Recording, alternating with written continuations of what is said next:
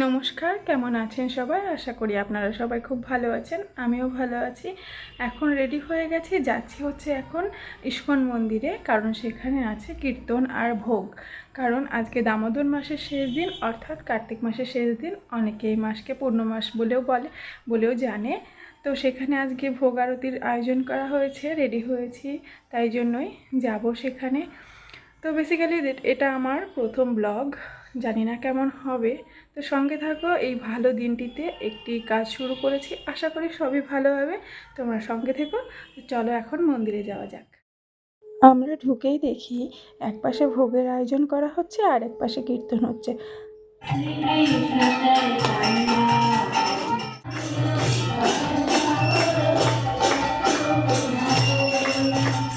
যেহেতু আমাদের আস্তে আস্তে একটু দেরি হয়ে গেছিলো, আমরা মন্দিরের ভেতরে ঢোকার সুযোগ পাইনি, বাইরে থেকেই শুনছিলাম। আর কীর্তন শেষ হওয়ার পরে ঠাকুর দর্শনও করে নিলাম। তারপর চলে এসছে আমরা প্রসাদ পেতে। আর সবাই দেখো প্রসাদ পাওয়ার জন্য লাইন দিয়ে বসে গেছে, এক এক করে পাতে প্রসাদ পড়ছে, আর খুবই ভালো লাগছে। প্রথমে পড়ে গেল পোলাও, আর তারপর সাদা ভাত, তারপর প্রসাদ যেমন হয় ডাল, কচুর শাক। আর শ্রীকৃষ্ণের ভোগে কচুর শাক তো হবেই হবে।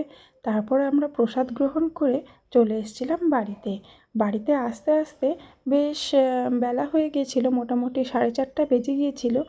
তো তার জন্য এসেই প্রথমে শাড়িটা খুলে ভাঁজ করে রেখে দিলাম, আর তারপর জানলাগুলো বন্ধ করে নেব, কারণ 4:30 বেজে গেছে, এখন মশা ঢোকার সময়। বাড়িতে খুব মশা ঢুকে যায় এই টাইমে, তাই জানলা বন্ধ করে আমি পর্দাটাও টেনে দিলাম। আর এখন না বিকেলবেলা বেশ একটু হালকা ঠান্ডা ঠান্ডা লাগছে, তাই জানলা বন্ধ করে দিলাম, যাতে হাওয়া এসে ঘরটা ঠান্ডা না হয়ে যায়। আর তারপর চলে যাচ্ছি ছাদে আছে অনেকগুলো জামা কাপড়। বাইরে এখনও রোদ আছে, মানে ছাদে রোদটা বোঝা যায়, ঘরে থাকলে অতটা বোঝা যায় না। তো জামা কাপড়গুলো চলো তুলে নিই। বন্ধুরা, আমার এই ব্লগটা খুব একটা বড় হবে না, তোমাদের আমি এরকম ছোট ছোট ভিডিওই দেব। যদি তোমাদের ভালো লাগে চ্যানেলটি সাবস্ক্রাইব করে নিও প্লিজ, একটি লাইক করে দিও, আর আমার পাশে থেকো।